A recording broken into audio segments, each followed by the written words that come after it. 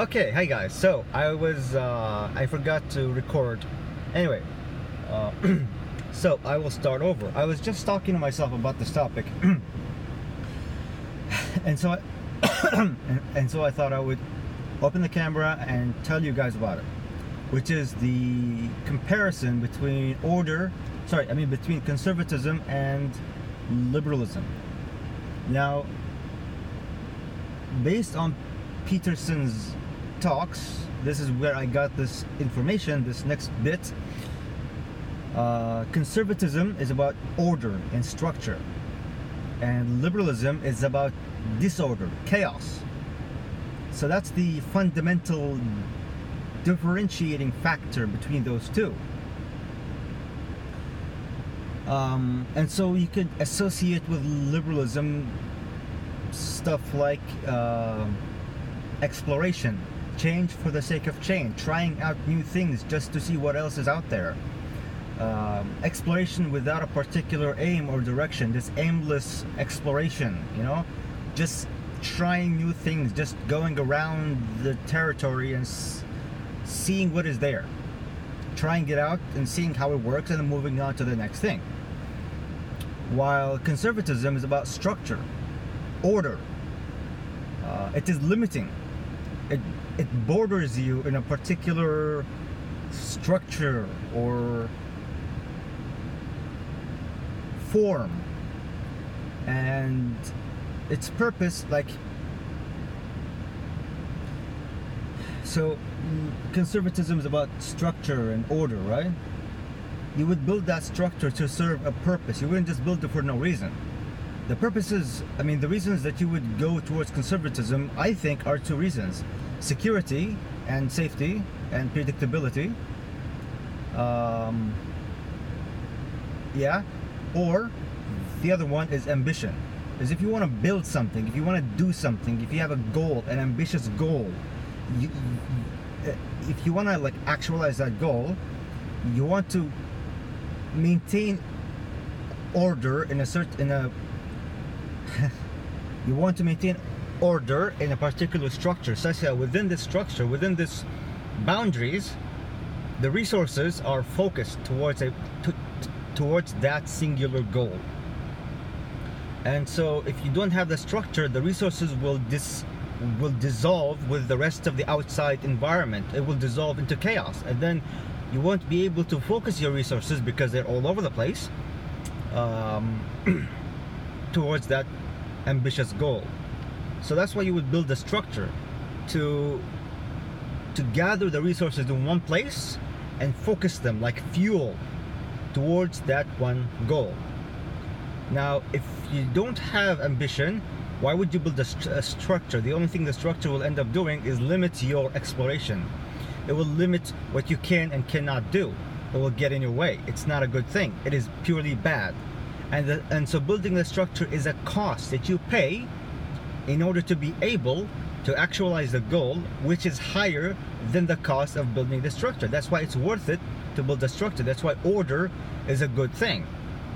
At least it can be a good thing.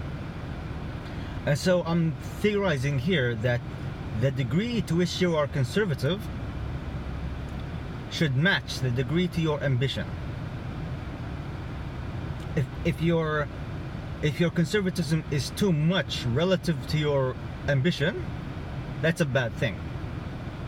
How it's a bad thing? How is it a bad thing? I'm not gonna get into that. I'm just gonna keep it as it's a bad thing because it does more, because you're paying more than what you're getting, basically. If your ambition is beyond the degree to which you're conservative, you might want to be more structured and orderly in order to be more focused, such that you're better able to actualize that goal. But not necessarily, you don't always have to. But chances are, being more conservative to match the degree to your ambition is likely to increase the probability of your success in actualizing the goal. But if you don't have a goal, if you don't have an aim, if you don't have anything, being liberal and chaotic and just exploring with no particular direction is good. because it makes you feel free. It gets you to see what else is out there and allows you to find yourself. And it doesn't limit you, and so you have more free will, I guess. You're more free basically.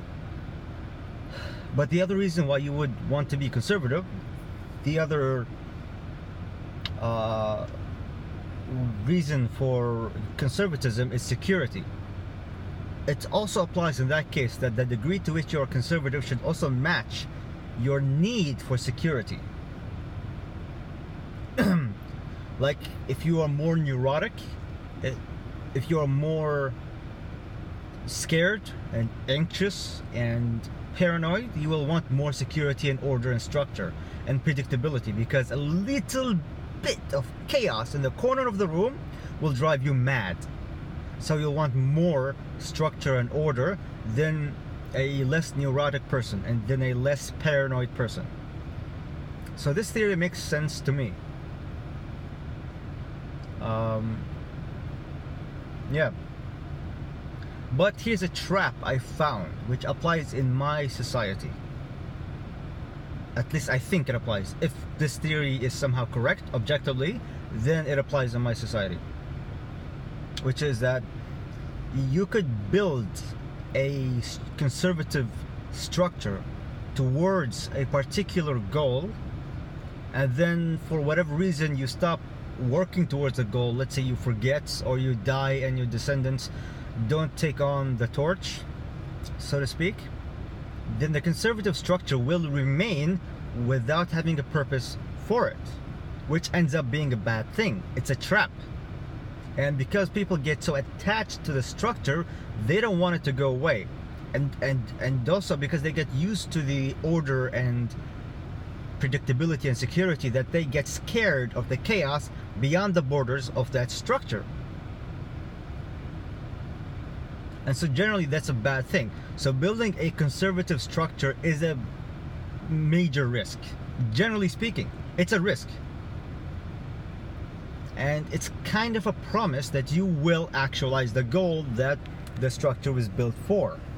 If you don't, you're gonna pay, like, you're definitely gonna be paying the price of the structure itself, definitely.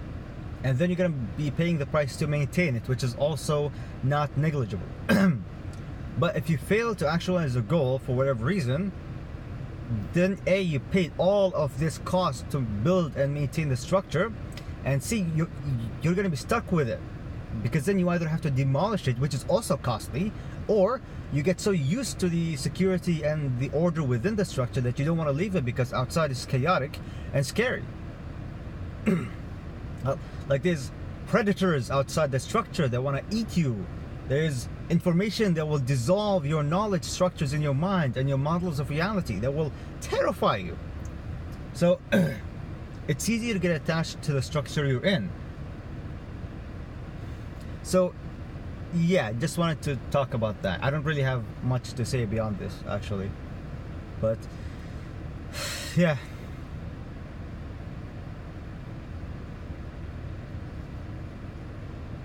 And I think you will find that if you have, let's say, if you're lost and you haven't found yourself, let's say overnight you find yourself somehow, you know what you want, you will automatically align yourself with you will automatically align yourself to building a conservative structure for your life that is aimed towards actualizing that goal, and it allows you to focus your resources and everything towards that goal.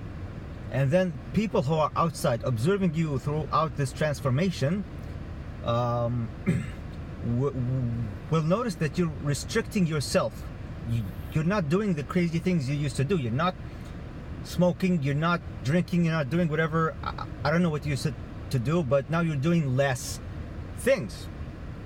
And they will see that as a bad thing. At least they're likely to see it as a bad thing. Like, why are you not enjoying yourself? You can do this, you can do that, but you're restricting yourself to this and this and that. That's kind of boring. Why would you do that?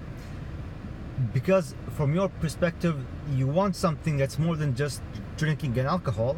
I mean, drinking and smoking.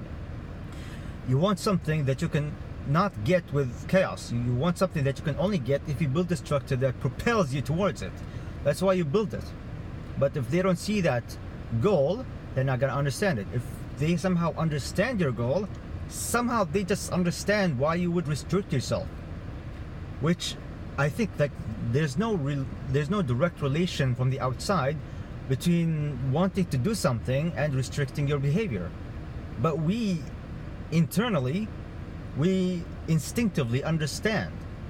And I think that I was just in this whole video articulating something that we all already know.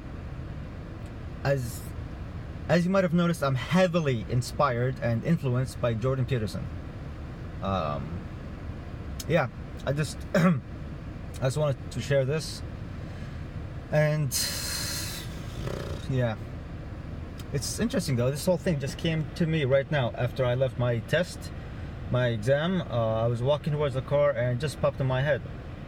A difference between conservatism and liberalism, and why you would go towards conservatism.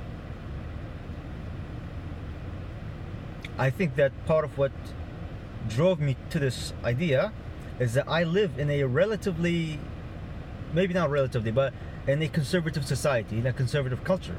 And we started out conservative from Islam, I think, mostly. I'm not sure about the culture before Islam, but I think it was much more liberal. I think, based on my understanding, it was much more liberal, I think. But after Islam, it became much more conservative, and everyone was perfectly fine with that strict conservatism for a long time, as far as I know. And that would make sense to me, because Islam comes with a goal, a direction. You don't just do the 5 prayers a day for no reason. You do it for a particular reason, a very specific goal and an ambition. And the more I understand of Islam, the more it tells me that it is highly ambitious. Highly ambitious. So much so that it's hard to wrap your head around how ambitious it is. It's ambitious spiritually, it's ambitious economically, it's ambitious politically, it's ambitious socially and culturally. Highly, it's just shooting for beyond the stars, way beyond the stars. So ambitious, which seems to make sense because of the crazy level of conservatism associated with Islamic culture. But now I think we've forgotten about the ambition that we've had in the past, in our golden age. And we're now stuck with maintaining and attempting to make sense of the very conservative structure that we have inherited from our ancestors. It's an interesting thing to observe. Actually, it's not that interesting. I don't know why I said that. Anyway, I gotta go. Thank you for watching. Or I don't care about thanking you for watching. You watch for you, not me. So you're welcome for the video. I don't care. Fuck you.